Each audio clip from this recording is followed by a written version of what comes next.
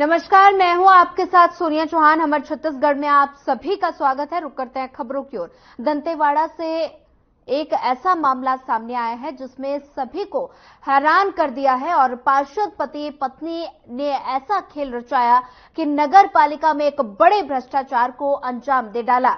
इस पूरे मामले को समझने के लिए हमारी ये खास रिपोर्ट देखिए।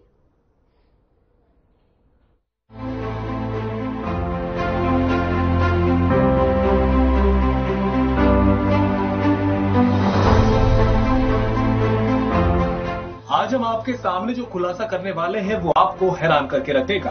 हम आपको बताएंगे कि कैसे दंतेवाड़ा में सफाई दीदियों के मानदेय के नाम पर बड़ा घोटाला किया जा रहा है। दंतेवाड़ा के किरंदुल नगर पालिका में सफाई दीदियों का मानदेय तो कुछ तय किया हुआ है, लेकिन जमा कुछ और होता है और इन दीदियों को मिलता कुछ और है।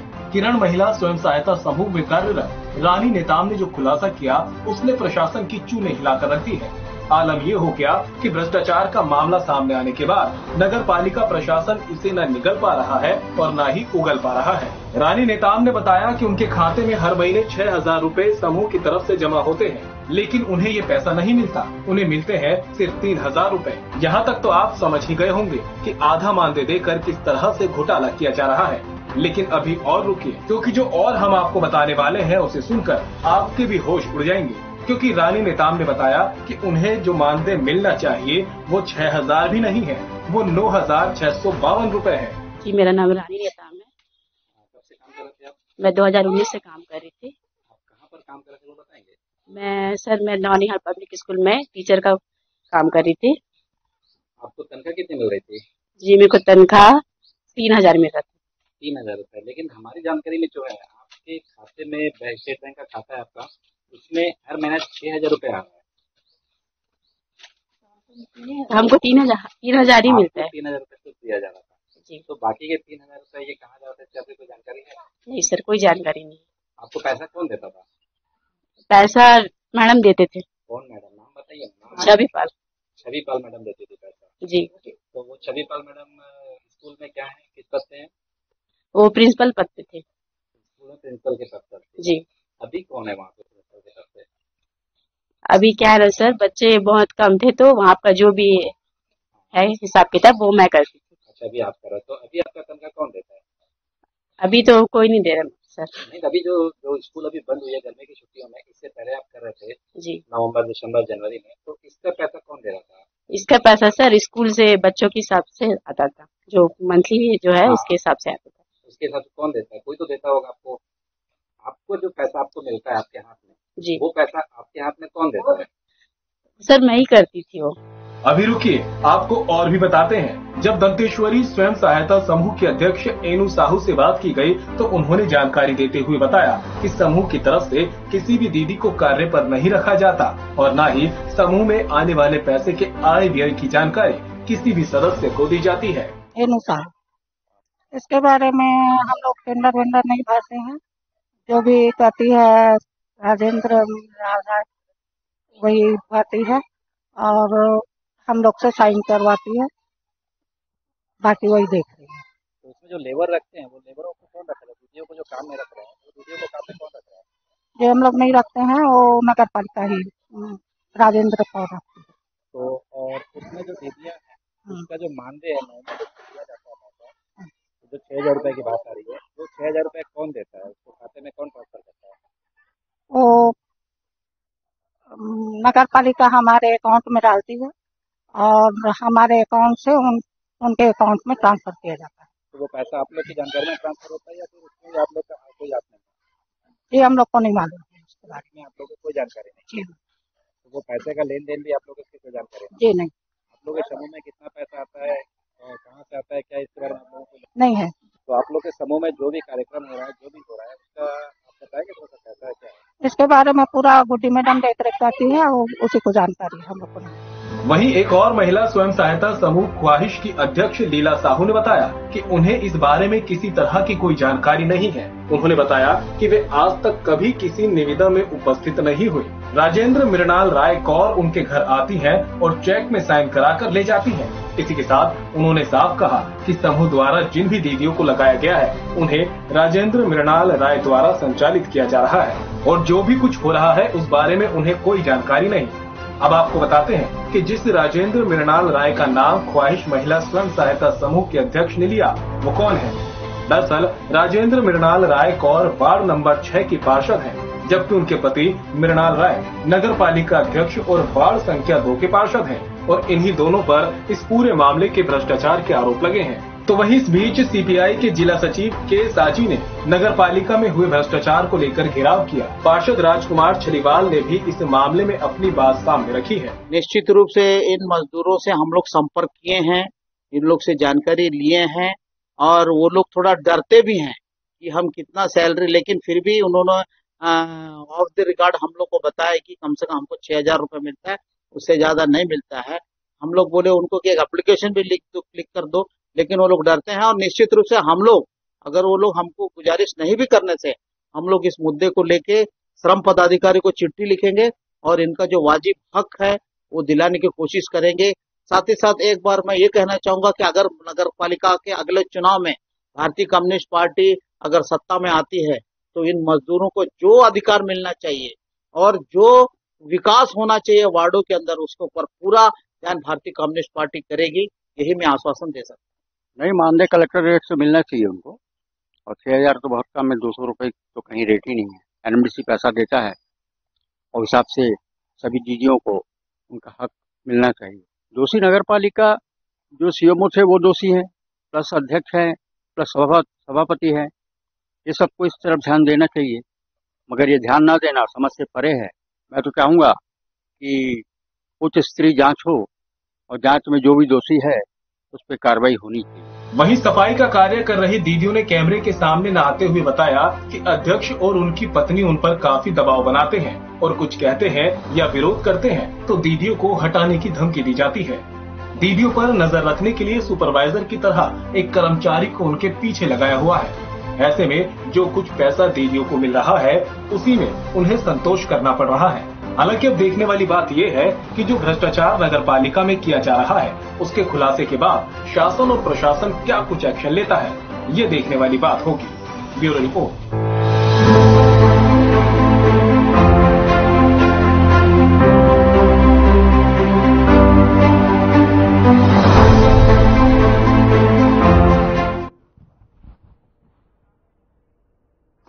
नगर पालिका निगम भिलाई के स्वास्थ्य अधिकारी धर्मेंद्र मिश्रा पर सफाई और कचरा निपटान को लेकर करोड़ों रुपए के घोटाले का आरोप लगा है और इस आरोप के शिकायत के बाद अपर संचालक संचालनायक नगरीय निकाय प्रशासन ने नगर निगम भिलाई के स्वास्थ्य विभाग के स्वास्थ्य अधिकारी धर्मेंद्र मिश्रा को कारण बताओ नोटिस जारी कर 7 दिन के भीतर जवाब मांगा है और वहीं नोटिस दिए जाने के बाद 17 दिन बीत जाने के बाद भी नोटिस का जवाब नहीं दिया गया, जिसके बाद स्वास्थ्य अधिकारी के ऊपर कभी भी नगरीय निकाय प्रशासन की गाज गिर सकती है। वहीं आपको बता दें कि नेता प्रतिपक्ष भोजराज सिन्हा ने 20 जनवरी 2024 को नगरीय निकाय मंत्री से करोड़ों के घोटाले होने की शिकायत की थी।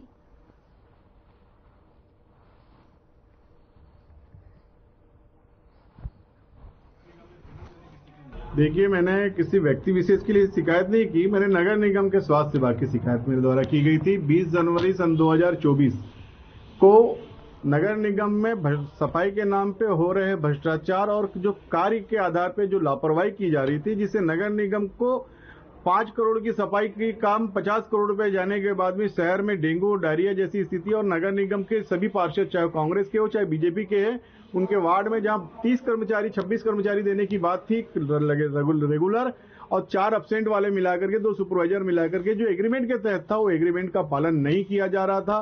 सेग्रीगेशन प्लांट बंद था, कोई सेग्रीगेशन प्लांट बंद नहीं था। 36 करोड़ रुपए का सफाई का टेंडर और 7 से 8 करोड़ रुपए का SLRM सेंटर का काम, जिसमें किसी भी प्रकार की कोई भी कार्य संतुष्टिपूर्ण नहीं था, जिसकी संपूर्ण जांच मेरे द्वारा RTI के तहत निकाली गई और नगरीय प्रशासन मंत्री से मेरे द्वारा शिकायत की गई, जिसके आधार पर जानकारी मिली है कि स्वास्थ्य विभाग को नोटिस दी गई है कि आपका कार्य आपके सिविल सेवा के खिलाफ है, जिसमें आपके ऊपर 7 दिवस की कार्रवाई किसी के द्वारा जानकारी प्राप्त हुई, जिसकी आज यहाँ पे हम लोग उपस्थित है, जिसमें मेरा बयान है। अभी क्या राज्य सरकार ने नोटिस जारी किया है? तो राज्य सरकार की एक नोटिस नगर निगम में आई हुई है, जिसमें स्वास्थ्य विभाग को नोटिस आमंत्रित शामिल की गई है और उसमें कहा गया है कि आपका कार्य 8 अप्रैल को जो प्रेस कॉन्फ्रेंसिंग की गई थी उसमें आपका कार्य संतुष्ट है, आपके द्वारा सिविल सेवा के तहत संतुष्टिपूर्ण कार्य नहीं किया गया। 7 दिवस के अंदर में जवाब देने की बात आई है।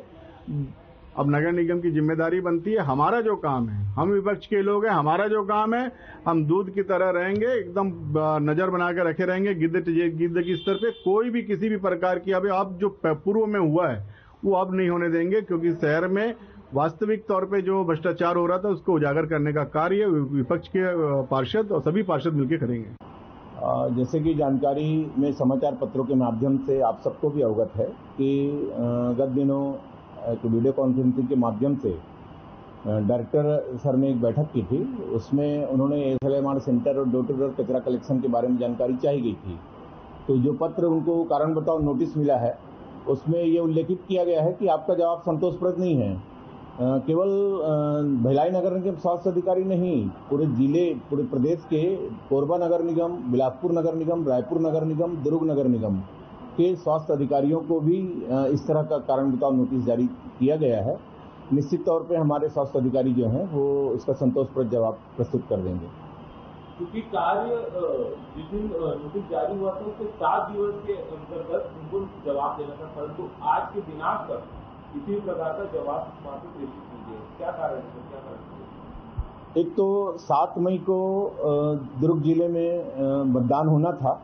शासन भी इस बात से अवगत है कि मतदान में पूरा प्रशासन लगा हुआ था।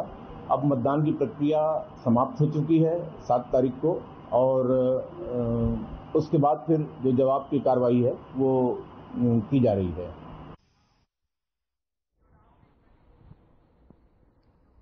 अगली खबर बीजापुर से है, जहां जिले में आज 39 लाख के इनामी 9 माओवादी समेत 30 माओवादियों ने आत्मसमर्पण किया, जिसमें मिलिट्री प्लाटून कंपनी नंबर 2 के PPCM platoon number 32 PPCM PLGA battalion 1 सदस्य जनताना सरकार अध्यक्ष DAAKAM अध्यक्ष प्लाटून 4 के सदस्य समेत 30 माओवादी शामिल हैं, जिन्होंने आज पुलिस अधीक्षक doctor Jitendra Yadav, CRPF DIG SK Mishra, व्याती पुलिस अधीक्षक चंद्रकांत गवर्ना और अन्य पुलिस के अधिकारियों के समक्ष आत्मसमर्पण किया। आत्मसमर्पण करने वाले अलग अलग पद पर कुल 9 माओवादियों पर 39 लाख का इनाम था, जिनमें 2 माओवादियों में से एक RPC जनताना सरकार अध्यक्ष पर 18 और RPC सदस्य 6 स्थायी वारंट लंबित हैं।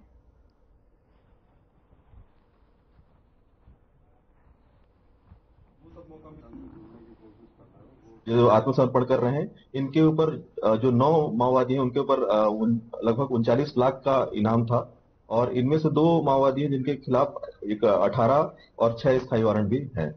इसमें से कई जो है बड़े बड़े घटनाओं में, जैसे कोचेरी में जो हुआ था, अपना तुनकी गुट्टा, एडसमेट्टा, मिरतूर में जो हमला हुआ था, ऐसे कई सारे मामले हैं जिसका डिटेल आपको शेयर किया जा रहा है।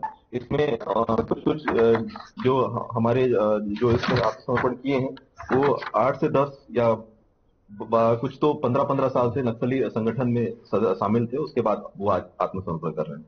जो कर रहे हैं इसमें हमें जितनी सफलता मिलेगी उससे ज्यादा इनके लिए ही बहुत एक अच्छा, एक समाज के लिए एक अच्छा संदेश जा रहा है कि जो नक्सली संगठन में जो भटक के अंदर चले गए हैं वो इनको देखते हुए बाहर आएंगे और मुख्य धारा से जुड़ने का प्रयास करेंगे। जैसे कि आपने पिछले दिनों भी देखा, कई जो नक्सली हैं वो आत्मसमर्पण करने के बाद पुलिस के साथ काम कर रहे हैं और मुख्य धारा से जुड़ रहे हैं। वहाँ कई सारी ऐसी चीजें हैं, सामाजिक प्रतिबंध है, उनको वो वहाँ नक्सली संगठन में रहते हुए नहीं कर पाते थे, वो आकर आज एक सामान्य जीवन यापन कर रहे हैं, कई अच्छे नौकरी में है, प्रमोशंस हो रहे हैं और एक अच्छा जीवन यापन कर रहे हैं। सर यह संदेश एक माना जाता है, कहीं ना कहीं उसका भी एक फायदा है। लेकिन जो नक्सल गतिविधि, नक्सल विरोधी जो अभियान जो जिले में चल रहे हैं, अलग अलग जिलों में चल रहे हैं, हमारे जिले में भी जो चल रहा है, इसके अलावा जो हमारा जो प्रचार प्रसार है, इनको जो हम डायरेक्ट कांटेक्ट करने का प्रयास कर रहे हैं कि जो भी जो नक्सली हैं वो समर्पण करना चाहते हैं, आत्मसमर्पण करना चाहते हैं, तो डायरेक्ट हमसे मिल सकते हैं, आत्मसमर्पण कर सकते हैं। तो ये एक उसका प्रभाव भी है जिससे ये लोग यहाँ हमारे पास आत्मसमर्पण कर रहे हैं। लाए जा रहे माओवादी उन्मूलन अभियान के तहत, जिसमें जिला बल और डीआरजी, इसके अलावा जिला की जो पुलिस बल है, इसके अलावा सीआरपीएफ के 50वीं 85 वाहिनी, 222, 229, 168, कोबरा की 202, 210, इसके अलावा एसटीएफ, इनकी संयुक्त कार्यवाही से हमारे पास 30 लोग हैं जिन्होंने आत्मसमर्पण किया है। इनका जो आत्मसमर्पण करने का जो मुख्य कारण है वो जो नक्सलियों, जो माओवादियों हैं, उनके विचारधारा से ये क्षुब्ध थे, और जो छत्तीसगढ़ की जो पुनर्वास नीति है उसमें उसका जो प्रभाव है, उसमें जो प्रावधान है, उनके तहत इन्होंने आत्मसमर्पण किया है। जो आत्मसमर्पित नक्सली हैं उसमें 2 पीसीएम कंपनी नंबर 2 के, platoon number 32, PLJ battalion number 1, platoon number 4, इसके अलावा जनताना सरकार अध्यक्ष और डीएकेएमएस अध्यक्ष जैसे जो माओवादियों ने सरेंडर किया है और मुख्य धारा से जुड़ने का प्रण लिया है। ये एक अच्छी खबर है जिसमें जो माओवादियों की जो विचारधारा है उस पर एक कड़ी प्रहार है। उनकी जो विचारधारा है, उनके जो प्रताड़ना है, उससे क्षुब्ध होकर ये लोग आज हमारे सामने आत्मसमर्पित कर रहे हैं। बीजापुर में जो नक्सल विरोधी अभियान चलाए जा रहे हैं उसके तारतम्य में 30 नक्सलियों ने आत्मसमर्पण किया है। इसमें पीपीसीएम लेवल के हैं, company number 2, PLJ battalion number 1, platoon number 32, platoon number 4, इनके सदस्य भी हैं। इसके अलावा डीएकेएमएस अध्यक्ष, जनताना सरकार अध्यक्ष, ऐसे कई माओवादियों ने आज बीजापुर पुलिस के सामने आत्मसमर्पण किया है। इनके ऊपर तकरीबन 39 लाख का इनाम घोषित था और लगभग कुछ लोगों के पास 18 वारंट, 6 वारंट, ऐसे भी वारंटी यहाँ इसमें शामिल थे। ये कई सारे घटनाओं में शामिल थे, लेकिन इन्होंने नक्सली विचारधारा को छोड़ते हुए मुख्य विचारधारा से जुड़ने का आज संकल्प लिया है।